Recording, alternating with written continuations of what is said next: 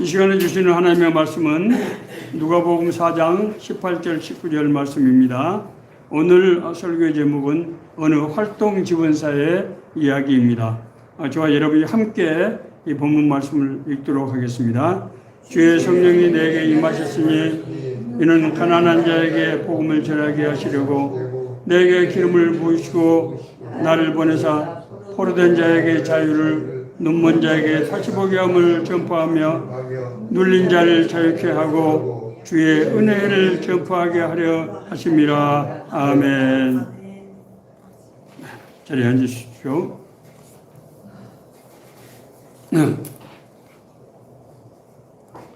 얼마 전에 공직에서 은퇴한 사람들 사이에서 장애인 활동 장애사라는 지원사라는 직업을 택한 사람들이 크게 늘어나고 있다는 얘기를 들은 적이 있습니다. 장애인 활동 지원사는 장애인들과 함께 하면서 그들을 돌보는 그런 일인데요. 생활 지원 그리고 또 재활 또 자기들 이제 하는 일들을 같이 따라다니면서 돌보아서 그 일을 할 수 있도록 도와주는 그런 업무입니다. 아마 자격 취득이 그렇게 크게 어렵지는 않은 것 같아요. 그리고 그 일에 보람과 의미가 크다. 이래서 아마 공직 은퇴자들이 특히 이제 그런 어떤 자기 삶의 보람, 의미 이런 것을 중요시 하는 사람들인데 그런 사람들에게 굉장히 관심을 끄는 그런 직종이 되었다고 합니다. 이 제도는 지난 2007년도에 보건복지부에서 도입을 했는데 자격 취득자가 이미 10만 명을 넘어섰다고 합니다. 정말 깜짝 놀랄 만큼 폭발적으로 늘어난 거죠. 오늘은 제가 인터넷에 올라와 있는 어느 활동 지원사 한 분의 사례를 중심으로 해서 하나님의 말씀을 생각해 보고자 합니다. 오늘 우리가 읽었던 본문은 예수님께서 공생애를 시작하시면서 자기 고향 나사렛에서 처음 전하신 말씀입니다. 사실 오늘 본문은 예수님께서 이사야서 61장 1절과 2절을 인용하시면서 이사야서의 그 예언이 성령의 자기에게 기름 부으심으로 자기를 통해서 이루어지게 되었다라고 하는 말씀을 선포하는 내용입니다. 예수님께서 이제 출생하셨을 때 성령의 음성이 있었지요. 이런데 하나님의 음성이 있었죠. 이런데 사랑하는 아들이요 내 기뻐하는 아들이다 하는 그런 음성이 있었어요. 그 이후에 예수님께서는 광야에 나가서 이제 40일 동안 금식하면서 이 악령의 시험을 받으셨습니다. 그리고 나서 이제 공생애가 시작되죠. 공생애 첫 번째 선포하신 말씀이 뭡니까? 회개하라 천국이 가까이 왔느니라 하는 이 말씀을 하심으로 이제 공생애를 시작하셨습니다. 오늘 이 말씀에서 예수님께서 자기 고향 나사렛 회당에서 이사야서 61장 1절과 2절을 인용해서 말씀하셨다고 하는 것은 자기가 그 700년 전에 이사야 선지자가 예언한 그 메시아가 자기라고 하는 것을 암시하는 그런 이제 오늘 말씀입니다. 그래서 이것은 신학적으로는 메시아 선언이다. 그렇게 규정을 하고 있습니다. 오늘 본문의 내용은 크게 세 가지로 나누어 볼 수 있습니다. 첫째는 하나님의 영이 나에게 임하셨으니 내게 기름을 부으시고 하나님의 영, 성령이 자기에게 나타나셔서 기름을 부으셨다는 거예요. 기름을 부으셨다고 하는 것은 고대 유대 사회에서 공직을 임명할 때 이마에다가 머리에다 기름을 발라서 했어요. 오늘날은 이제 우리 대한민국 국가의 공직자들은 대통령이 사령장을 잊었습니다. 이를테면 홍아무개 어느 기관에 어떤 직위의 보함 이렇게 그래서 국세가 대통령 인장과 국세가 찍어져야 됩니다. 그것이 임명장입니다. 그 당시에 유대에서는 이제 기름을 부음으로써 하나님의 일, 그 직임을 맡기는 그런 의식입니다. 그래서 하나님의 영이 자기에게 임하셔서 자기를 부르셨다. 자기를 이제 보내셨다. 그렇게 고백하고 있는 것입니다. 자기가 하나님의 부르심의 사명을 받았기 때문에 그것을 선포하는 것이죠. 그래서 나의 이제 사역이 본격 때부터 지금부터 시작됩니다 하는 출사표를 이제 만 백성들 앞에서 하늘과 땅 이제 앞에서 선포하는 것이죠. 자, 두 번째로 가난한 자에게 복음을 전하게 하시려고 나를 보내사 포로된 자에게 자유를, 눈먼 자에게 다시 보게 함을 전파하며 눌린 자를 자유케 하고, 여기서 가난한 자, 눈먼 자, 포로된 자, 눌린 자는 사실은 이스라엘 백성들이 바벨론 포로로 인해서 받는 고통을 상징하고 있는 거예요. 그래서 너희들이 죄악 때문에 받는 그 바벨론 포로로서 그 고통 때가 이제 지나가고 메시아가 와서 그 죄를 탕감하고 너희들에게 새로운 삶을 허용한다 이런 말씀이에요. 그러니까 뭡니까? 죄 가운데 고생하고 있는 모든 하나님의 백성들이 가난한 자, 눌린 자, 포로된 자, 눈먼 자 이런 사람들의 죄를 용서해서 영적으로 새로 거듭나게 해서 죄로부터 자유롭게 돼서 하나님의 자녀로 회복시킨다고 하는 그 사명을 위해서 왔다라고 하는 것을 지금 선포하고 있는 것이죠. 예수님께서 공생애를 하실 때, 사역을 하실 때 맨 처음에 행했던 일들이 뭡니까? 많은 기사와 표적을 행했잖아요. 그것은 하나님이 아니면 할 수 없는 그런 능력들이었어요. 여기서 뭘 상징합니까? 하나님께서 나와 함께 하신다. 하나님께서 나를 보냈다고 하는 것을 이제 그 기사와 표적으로 나타내는 것이죠. 세 번째 이제 주의 은혜를 전파하게 하려 하심이라. 주의 은혜는 예수 그리스도의 재림을 의미하는 것입니다. 예수 그리스도의 초림은 예수 그리스도의 재림의 출발이에요. 그렇죠? 시작입니다. 그래서 이제 초림과 재림은 서로 맞닥뜨려 있다는 얘기예요. 서로 연결되어 있다는 것이고, 예수 그리스도의 초림이 있다고 하는 것은 재림이 있다는 것이고, 초림은 재림에 합당한 재림을 예비한 그런 구원으로 우리를 인도하는 그런 이제 사역이라고 하는 것입니다. 예수님의 이런 사역은 그래서 예수님을 통해서 많은 사람들이 진짜로 구원받고 그 사람들이 거듭나서 정말 삶이 완전히 변화받고 달라지게 되었습니다.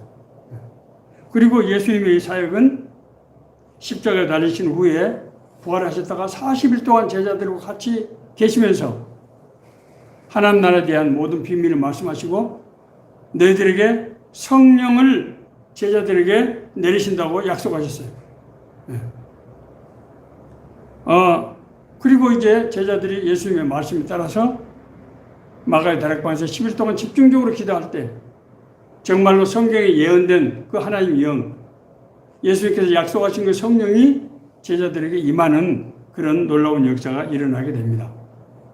그래서 제자들을 통해서 정말 수없이 많은 사람들에게 복음이 전해지고 그 사람들이 병고침을 받고 귀신을 쫓아내고 그 사람들이 정말 새롭게 변화되는 그런 놀라운 역사들이 그런 기사와 표적을 통해서 성령의 역사를 통해서 나타났다는 거예요.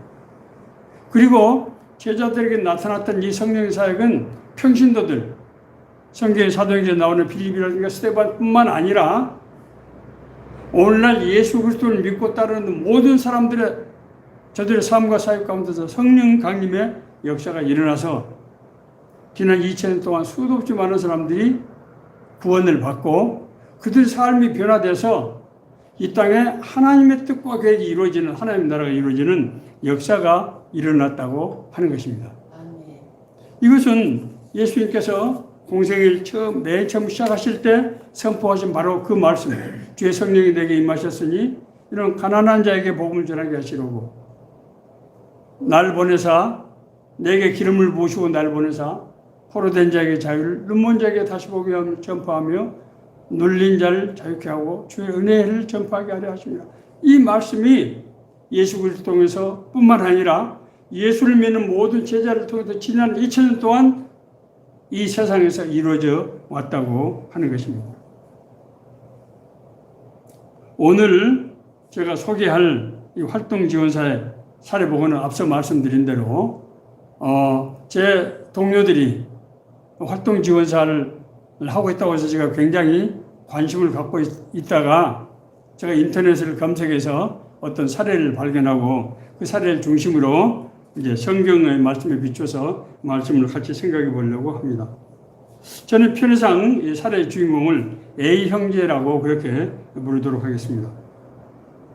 이 형제님은 젊은 시절 정말 꿈에도 그리는 공공기업에 취업을 해서 우리나라의 큰 기업입니다. 아주 취업해서 30 몇 년 동안 30한 4, 5년 동안을 성실하게 일하고 상당히 고위직이었어요. 보니까 정년 퇴임을 했다고 합니다. 그런데 공직에서 보통 퇴임하시는 분들이 다 그런 걸 느낍니다만은 공직에서 안정된 삶이 은퇴하고 나서 기대했던 것과는 굉장히 다른 현실을 아마 이 형제님도 느끼게 됐던 것 같습니다. 사실 직장 일에 정말 일에 빠져서 정말 아주 정말 바쁘고 어렵게 그렇게 살아온 그였기 때문에 아마 가정을 제대로 충분히 돌보지 못했던 그런 상황이었던 것 같습니다. 뭐 그렇지만은 아주 그렇게 뭐 평탄하지는 않았지만은 그런 대로 뭐 큰 문제는 없이 그렇게 살아왔는데 막상 은퇴를 하고 나서 겪어보니까 자기가 생각했던 것과는 가정 상황이 많이 다르다는 거예요. 우선 자기와 평생을 같이 정말 살고 있는 아내와 관계가 이상하게 대면하는 이렇게 우리 생각하는 것들 있잖아요. 따로 방을 쓰고 마치 서로 얼굴을 마주하지만은 마음으로 뭔가 이렇게 잘 통하지 않은 것 같은 그런 상태. 뿐만 아니라 더 심각한 것은 하나 있는 아들이 있었는데 이 아들과 대화가 전혀 되질 않는 거예요. 아들은 아버지하고 무슨 따뜻하게 그렇게 살갑게 다가오는 것도 아니고 무슨 말해도 대화가 자꾸 끊기고 퉁명스럽게 받아치고 그래서 아버지 입장에서 아들한테 접근하기가 굉장히 힘들게 됐다는 거예요. 그리고 아무래도 경제적으로도 이제 일부 약한 그 연금에 의존해서 살아야 되기 때문에 여러 가지로 현직에 있을 때하고는 다른 그런 상황이었을 겁니다. 그런 이유로 주위에서뿐만 아니라 가정에서도 자기 아버지로서의 어떤 위상이라고 할까, 어떤 권위라고 할까, 그런 것들이 과거하고는 현저히 달라진 그런 것을 이 형제가 피부로 아마 느꼈던 것 같아요. 그래서 가정에서 시간을 보내는 것도 그렇고 어차피 또 경제적인 그런 것도 좀 필요하고 그래서 이것저것 아마 전에 일하던 관련 직종을 아마 알아봤던 것 같습니다. 그런데 자기가 현직에 있을 때하고 은퇴하고 나서 직원들을 대하는 것이 너무 다르다고 하는 걸 느끼고 그것은 포기를 하고 다른 직업을 찾고 있었는데 그때 자기 먼저 은퇴를 한 선배 이제 동료들이 이것저것 기웃기웃 한 걸 보면서 자네 그렇게 하지 말고 활동지원사 한번 자격증을 한번 신청을 해서 한번 따봐라. 그렇게 크게 어렵지 않으니까 그래서 고민했다고 합니다.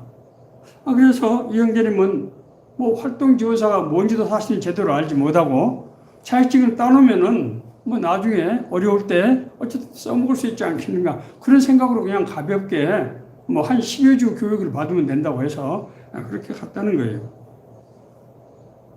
활동사 이 자격증을 취득하는 이 교육은 총 50시간이라고 합니다.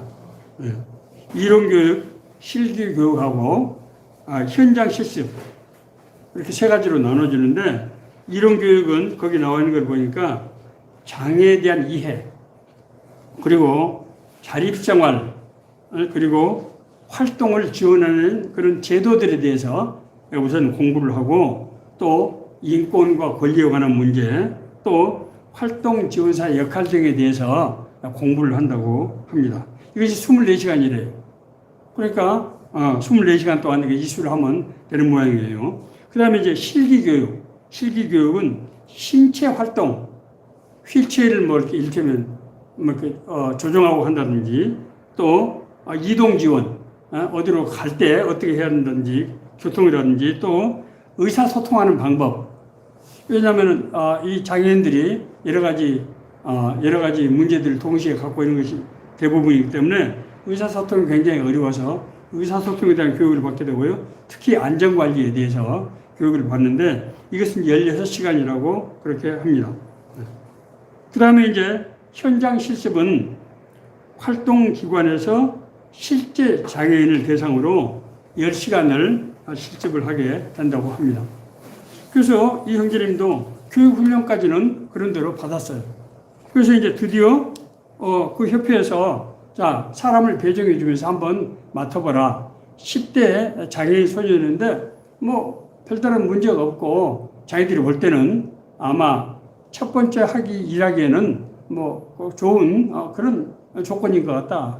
다 가정도 좋고 그런 집안이라고 그렇게 소개를 해서 얼떨결에 그냥 그것을 못한다는 말을 할 수 없어서 사실 확신이 없었지만은 그냥 얼떨결에 하게 됐다고 그렇게 얘기를 하고 있습니다.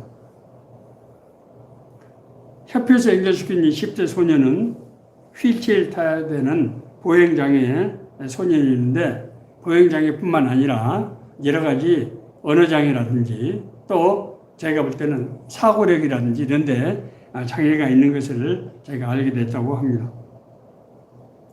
실제로 이 형제님이 해야 될 일은 휠체어를 밀어주고 하는 집에서나 뭐 밖에서 이동 그런 지원과 함께 가정에서 여러 가지 살아가는 데 있어서 이 사람은 움직이지 못하기 때문에 옆에서 하루 종일 그 시간 자기가 계약된 시간만큼 항상 옆에서 있으면서 돌봐줘야 되는 거예요.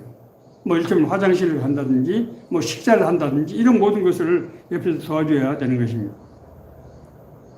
자, 그런데 이런 장애인들이 일반적으로 앞서 말씀드린 대로 다른 여러 가지 이 멘탈 분야의 장애들과 같이 가지고 있는 경우가 많아서 의사소통이 제일 어려웠다는 거예요. 특히 장애인들이 오랫동안 가족들하고 정상적인 의사소통을 하지 못한 경우가 굉장히 많기 때문에 물론 뭐 가족들이야 얼마나 노력을 했겠어요. 그러나 의사소통이 잘 안 돼서 낯선 사람과 어느 날 갑자기 서로 의미 있는 의사소통을 하는 것이 굉장히 어렵다는 거예요.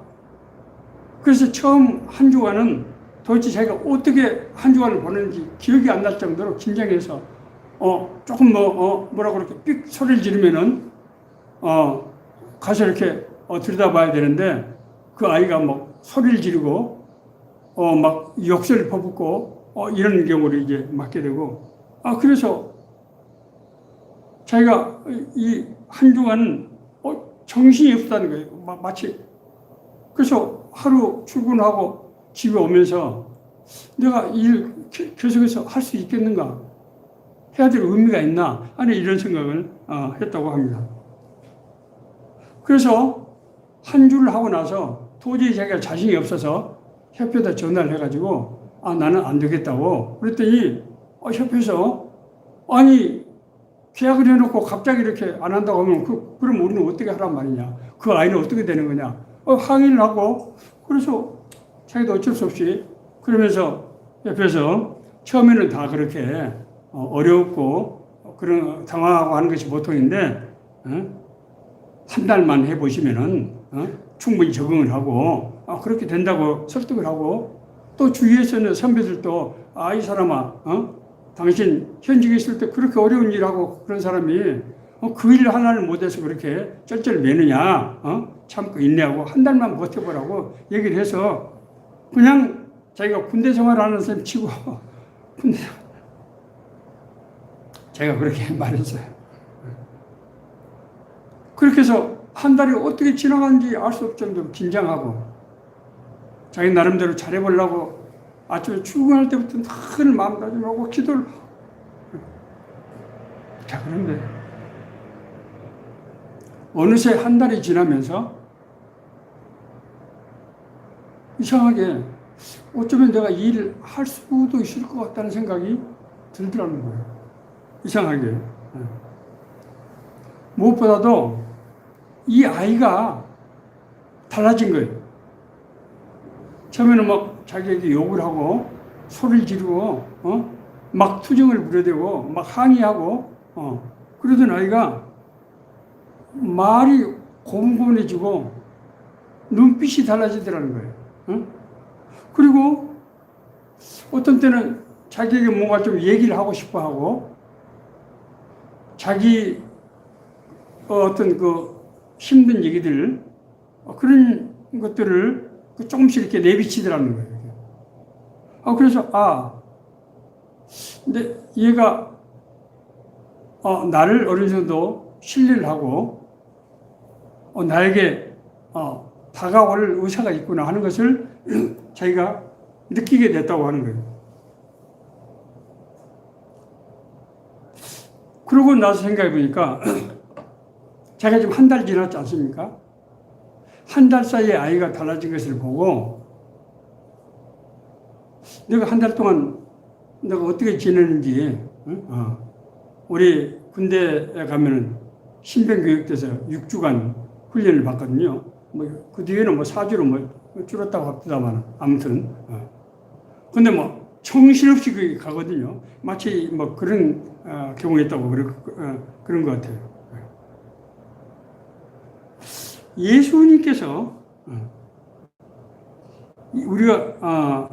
예수님께서 하나님의 부르심을 받아가지고 성령의 기름부를 받아가지고 하나님의 메시아로서 사역을 했지 않습니까?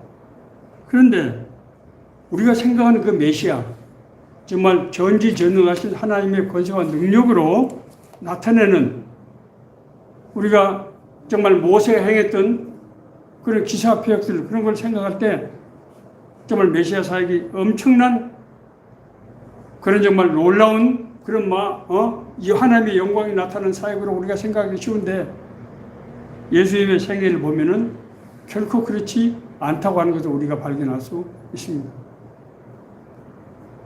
예수님께서는 저는 한마디로 예수님의 공생의 3년생에는 메시아로서 인정받지 못한 메시아였다. 저는 그렇게 표현을 합니다. 예수님이 세례를 받으실 때 앞서 제가 말씀드린 대로 하늘에서 소리가 있어 말씀하시되 이는 내 사랑하는 아들이요 내 기뻐하는 자라 하는 하나님의 음성이 들려왔잖아요. 이건 뭡니까? 하나님께서 자기 아들을 세상에 내보내면서 내 이름으로 보내는 자녀이니까 너희들이 이분을 잘 모시고 너희들이 하나님의 뜻을 분별히 살아야 된다고 하는 그런 지금 가르침을 주는 거 아니겠습니까? 예수님께서 공생애를 시작하시면서 많은 사람들에게 기사와 표적을 통해서 정말 하나님의 권능이 그와 함께 한다고 하는 것을 그냥 말로만 메시아가 아니고 정말 하나님의 권능이 하나님의 역사가 함께 한다고 하는 것을 보여준 거죠. 그래서 많은 사람들이 예수님을 따랐어요. 왜? 예수님 만남을 병 고침을 받고 은혜를 받으니까. 뿐만입니까? 예수님께서 세 번째 이제 예루살렘 성에 입성을 하실 때, 예루살렘 방문하실 때 무리들이 막 따라오면서 소리를 쳤잖아요. 호산나 찬송하려다 주의 이름으로 오시는 이 곧 이스라엘의 왕이시여. 그 사람들은 예수님의 기사와 표적을 자기 직접 목격하기도 하고 은혜를 받기도 하고 소문을 들어서 저 양반이 모세와 같은 지도자가 될 것이면 그러면 우리나라는 다시 국권을 회복하고 다윗과 솔로몬 시대의 영화를 누리게 될 것이다. 그걸 믿어 의심치 않았던 거죠. 그러나 예수님께서 하나님 나라의 복음을 전할 때 대제사장들과 백성의 장로들은 전혀 생각이 달랐어요. 내가 무슨 권위로 하나님의 나라를 선포하고 다니느냐? 누가 당신에게 이 권위를 주느냐? 왜냐하면 예수님은 랍비가 정식 랍비가 아니었거든요. 사람들을 가르치긴 했습니다만 정식 제도적인 랍비가 아니었어요. 그러니까 그런 것을 공식적으로 공적으로 선포할 수 있는 그런 제도적 권위는 없는 거죠. 심지어 방금 전까지 예루살렘 성에 입성할 때 이스라엘의 왕이라고 환호했던 그 무리들조차도 예수님께서 십자가에 달릴 때 네가 만약에 하나님의 아들이거든 자기를 구원하고 십자가에서 한번 내려와 봐라. 이렇게 비난을 하고 사람들로부터 야유를 당하고 십자가에 못 박혀 죽이라고 하는 그런 고함소리를 듣고 심지어 자기를 호송하던 사람들로부터 침뱉음을 받고 뺨을 맞고 그런 모욕을 당하신 것입니다. 메시아였지만은 메시아로 전혀 인정받지 못하는 그런 메시아였어요. 이 어렵게 이제 훈련을 마치고 활동지원사 업무를 하던 형제님이 가장 힘들었던 것은 자기가 돌보는 대상자가 자기를 인격적으로 대해주지 않는 것이었어요. 이 사람은 공직에서 아주 고위직은 아니지만은 중간관리 간부를 했던 사람이거든요. 그러니까 참 정말 자기 자존심을 가지고 이렇게 살았을 거 아니에요. 더구나 뭐 공직에서 의미 있는 일들을 많이 한 사람이기 때문에. 그런데 자기를 그저 돈을 벌기 위해서 마지막에서 온 사람, 내가 마땅히 머슴처럼 부려먹어도 되는 사람, 더구나 감정적인 교류가 전혀 없기 때문에 얘가 무슨 말해도 알아들 수가 없는 거예요. 왜 저 말을 하는 건지 어떻게 하라는 건지 알아들 수가 없는 거예요. 그러니까 쩔쩔매고 그러면 또 소리를 지르고 욕을 하고 핀잔하고 그러니까 이 나이 먹은 사람이 얼마나 고통스럽고 수모스럽겠어요. 아니 지금까지 내가 공직에서 나라를 위해서 이렇게 내가 이런 일까지 해야 되나 하는 자괴심이 들었어요. 자 그러면 가정에 오면은 그런 걸 이해하고 아내나 자식이 그렇게 대접해주냐? 전혀 그렇지 않았다. 아내는 자기하고 눈도 안 마주치고 늘 밖으로 돌고 아들은 방에 갇혀서 말도 안 하고 도대체 집에 가니까 살 맛이 없는 거예요. 내가 이런 인생을 살아야 되느냐? 내가 지금이라도 뭔가 좀 옛날같이 그렇게 돈이라도 벌어서 떳떳고 당당하게 살아야 되는 것이 아닌가 하는 생각을 하루에도 수십 번씩 했다는 거예요. 예수님께서는 가난한 삶으로 일생을 또한 보내셨습니다. 그렇잖아요. 예수님께서는 나사렛 목수인 아버지 요셉의 이스라엘에서 자랐어요. 그리고 자신도 나사렛 지방에서 목수 일을 하셨다고요. 나사렛 그 지방에서 시골에서 목수했던 일이 얼마나 그저 어떻게 간신히 형제들이 많았는데 먹고 살 수 있는 그런 정도가 아니었겠는가 생각이 돼요. 예수님께서 공생의 사역을 하시면서 기사표적으로 많은 사람들을 고치고 가르쳤지만은 무슨 학교를 세우거나 사례를 받는 그런 일을 하신 것이 아니에요. 예수님의 제자들이 성경에 보면은 안식일에 들판 지날 때 밀리삭을 비벼서 그것을 먹은 것, 그걸 보고 바리새인들이 안식일에 일을 한다고 핀찬을 맞고, 그렇죠? 또 무화과나무를 옆을 지나갈 때 무화과나무가 그걸 뭐가 좀 따먹으려고 하는데 열매가 없는 걸 보고 저주하시는 걸 보면은 예수님께서 어떤 삶을 살으셨는지를 우리가 능히 짐작할 수 있습니다. 형제님이 활동지원사로 한 달 동안 최대한 일할 수 있는 시간은 법정 시간이 정해져 있어요. 174시간이에요. 그 경우에 최대 월 한 200만 원 정도를 받을 수 있다고 합니다. 그러니까 174시간을 풀로 하면. 근데 이 활동지원사는 이 대상자 옆에 항상 붙어 있기 때문에 꼼짝을 할 수 없는 거예요. 그러나 통상적으로 일한다 보면은 한 대개 일 많이 한 사람들이 한 150만 원 정도의 수입을 보통 얻는다고 합니다. 사실 뭐 여러분 150만 원이면은 사실 혼자 살기에도 빠듯한 그런 비용 아니겠습니까? 그런데 여전히 자기는 가족들을 부양해야 될. 왜냐하면 아들이 뭐 취업은커녕 집에 방에 갇혀서 뭐 나오지도 않고 있는 상황이고, 부인도 지금까지 뭐 남편 덕에 그렇게 살아왔다가 무슨 뭐 갑자기 또 뭐 나이 60이 넘어서 일을 뭐 어떻게 하겠습니까?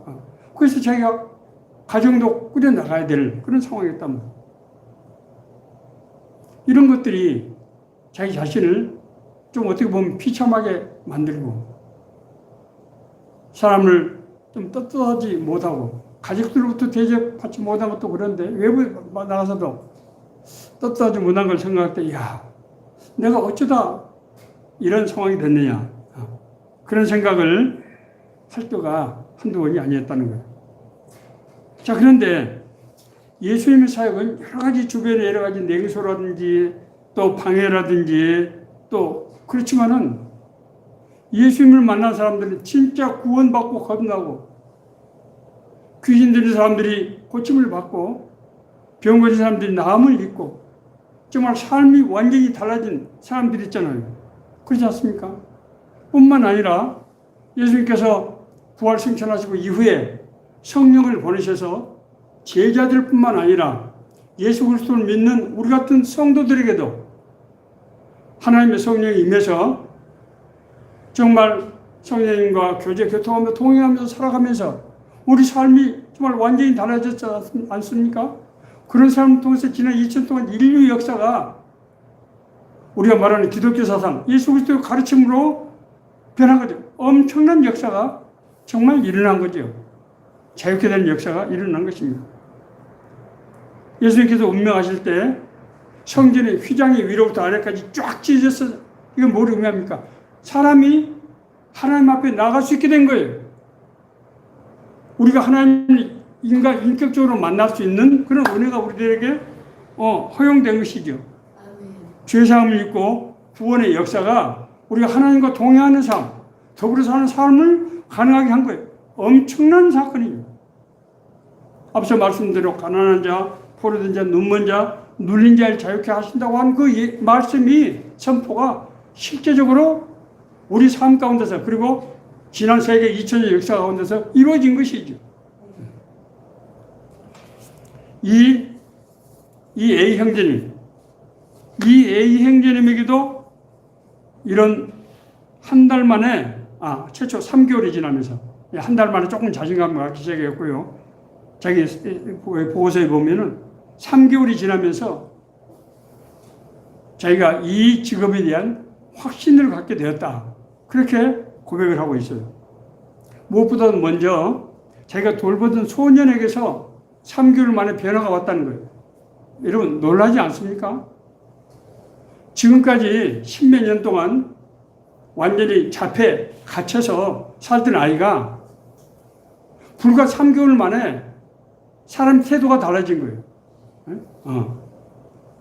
처음에는 자기를 무슨 부리듯 낯선 이방인 되듯이 그러던 아이가 자꾸 이제는 자기한테 자기를 보는 눈빛이 달라지고 목소리 억양이 달라지고, 그리고 자기한테 약간 의지하는 그런 태도를 보이더라는 거예요. 무엇보다 놀란 것은 자기가 차마 누구에게 하지 못한 얘기를 자기한테 언뜻 한 토막씩 두 토막씩 비치더라는 거예요. 그걸 보고 이 아이가 나와 얘기를 하고 싶어 하는구나, 나한테 자기 있는 얘기를 끄집어내고 싶어 하는구나 하는 것을 느끼는 순간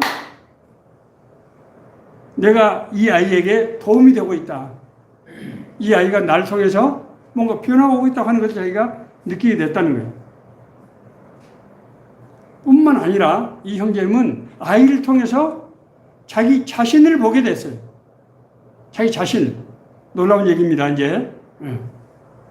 첫째는 이 아이가 왜 처음에 자기한테 이렇게 냉대하고 소리 지르고 죄송합니다.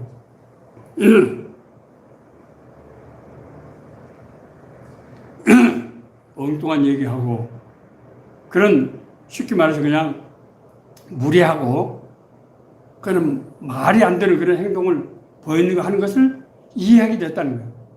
그것은 그 아이가 자기를 미워해서가 아니고 자기 안에 있는 그 억눌린 고통, 분노 이런 것들을 밖으로 배출한 거예요.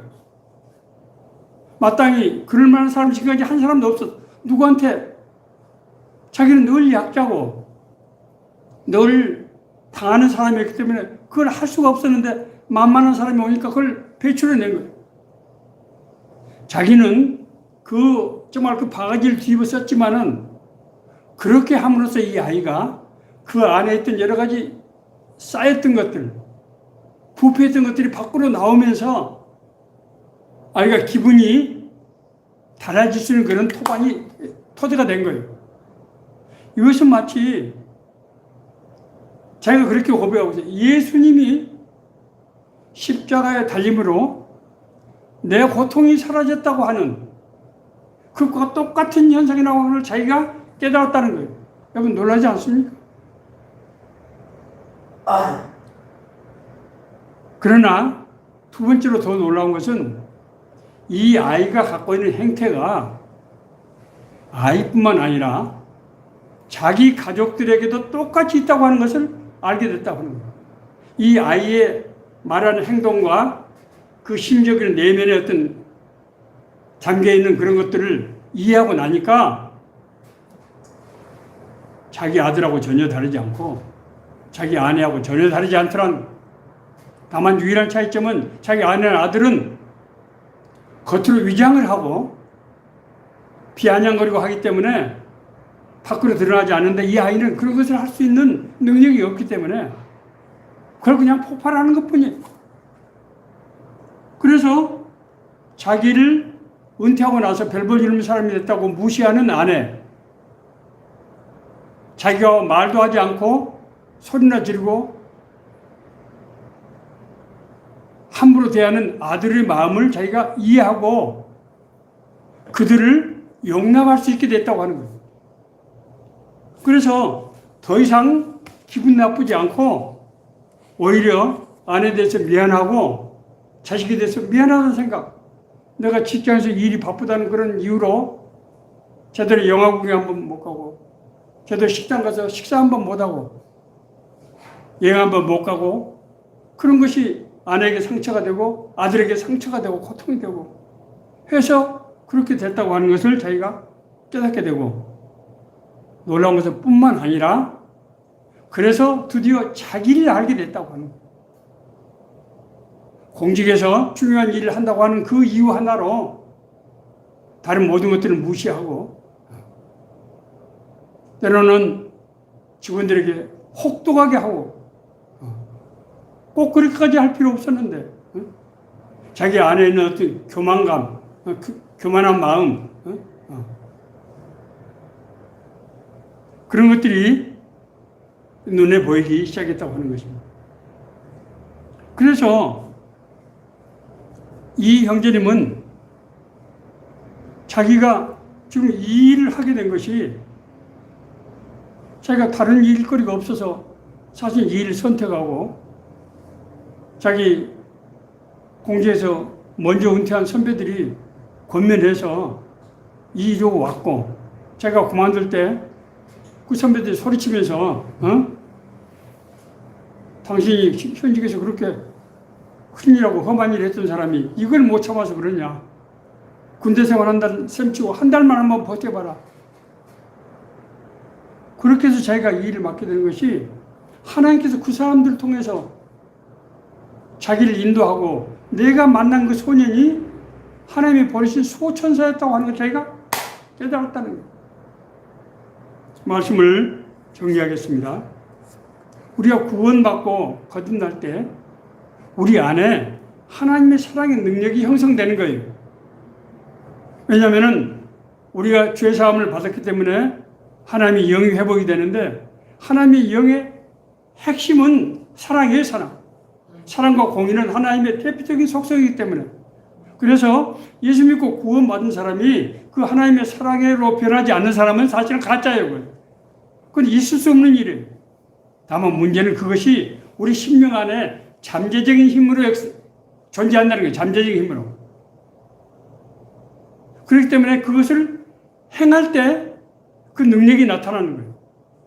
그래서 하나님의 사랑을 받은 사람이 그 사랑을 다른 사람에게 전하면은 다른 사람에게 그 사랑의 능력이 나타날 뿐만 아니라 자기의 사랑이 회복이 되기 때문에 자기 자신이 치유가 되고 자신의 문제가 해결된다고 하는 거예요.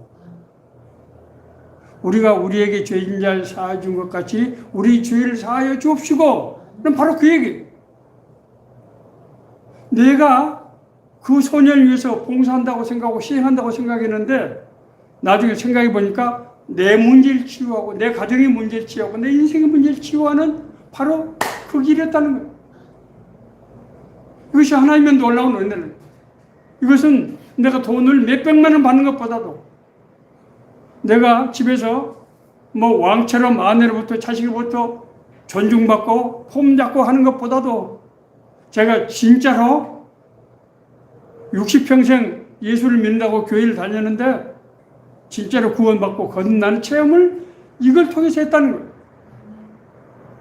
놀라운 일 아닙니까? 네.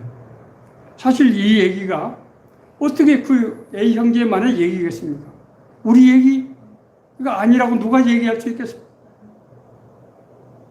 오늘날 우리 주위에 돌아보세요. 너무나 많은 사람들이 외롭고 괴롭고 무엇을 어떻게 할지 알지 못하기 때문에 그 사람들이 뭐 나쁜 말을 하고 욕을 하고 뒤틀리라고 하는 것도 원인이 뭐라고요? 그 사람들이 당하는 고통의 외부적인 표현이라는 거예요. 그러니까 그 문제를 해결하지 않고서는 개인의 삶의 문제가 해결이 안 되고 사회 문제가 해결될 수 없는 거예요. 오늘 그것을 알고 그런 믿음을 가지고 나가야 된다고 하는 것입니다. 오늘 우리 A 형제님이 저는 인터넷에 글로만 봤지만은 제가 설교를 준비하는 내내 내 얘기구나 나한테 하는 얘기구나 하는 것을 저는 개인적으로 느꼈습니다. 자, 이 말씀이 우리 모두에게 주시는 하나님의 은혜의 말씀이 되기를 간절히 바랍니다.